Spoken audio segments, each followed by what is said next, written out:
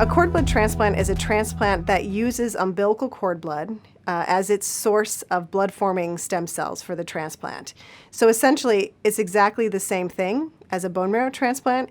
It's just that the source of those blood-forming stem cells come from umbilical cord as opposed to coming from an adult volunteer donor. We can find cord blood donors for 99% of those patients who can't otherwise find a donor. That blood is more immunologically naive, and what I mean by that is it's been protected in the mom.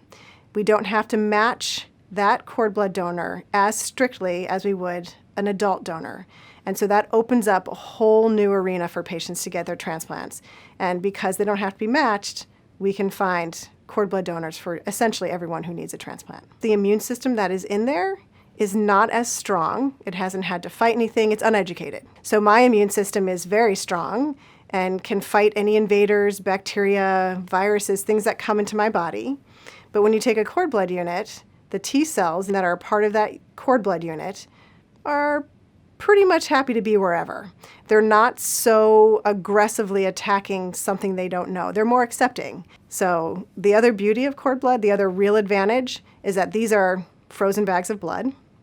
They are collected, as I said, without any risk to the infant or the mom. So the first cord blood transplant was performed in 1988. It was done actually in France. The patient was a U.S. citizen. He was a young boy who had a problem called Fanconi anemia. When his sibling was born, they collected that cord blood with the idea that they could perform a transplant on this child. They flew the child to France, to Paris, as well as that frozen cord blood unit. And he went to France because there was a woman there, Eliane Gluckman, who had been performing bone marrow transplants for Fanconi anemia. She was sort of the expert at that time.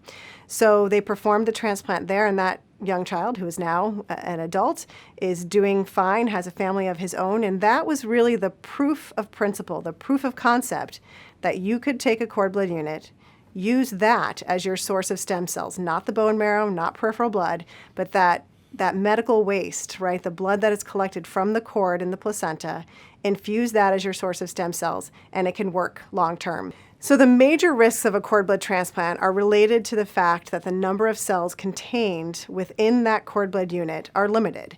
So a patient who gets a cord blood transplant, for example, will get about 1/10 the number of stem cells as someone who gets a bone marrow or peripheral blood stem cell transplant. Essentially what that means is the first few weeks after that cord blood transplant patients are at higher risk of having infectious complications related to the transplant itself. Where we're trying to take that problem and solve it. I was working in the lab of Dr. Irv Bernstein, who's a stem cell biologist, and he had just discovered ways of essentially fooling stem cells into thinking they're in the bone marrow environment and to making them self-replicate. And what we found was that we could isolate these stem cells, and for every stem cell we put into culture, we could get anywhere from 150 to 500 back out. And we're now in our third clinical trial using these expanded cells.